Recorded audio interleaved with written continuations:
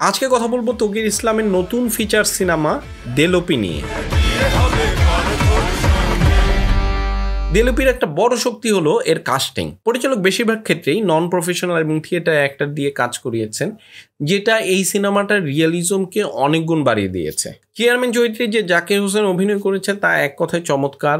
তার অভিনয়ের মাধ্যমে একজন ধূর্ত এবং পিচ্ছিল রাজনীতিবিদের চরিত্রকে পুরোপুরি পাওয়া যায়। তবে আমার কাছে সবচেয়ে বেশি ভালো লেগেছে পলাশ চরিত্রটি, যেখানে পলাশ কুমার নামে একজন অভিনয় করেছে। তিনি আমাদের যে বাংলা সিনেমার নায়ক মান্না তার মিমিক্রি করে। তার যে অদ্ভুত হিউমার আর ডায়লগ ডেলিভারি তা এই সিরিয়াস গল্পের মধ্যে আলাদা একটা মাত্রা যোগ করেছে। মিহির চরিত্রে রুদ্র রায়কেও ভালো লেগেছে। তার মধ্যে যে সচেতন তরুণের আগুনটা দরকার ছিল সেটা পাওয়া গেছে।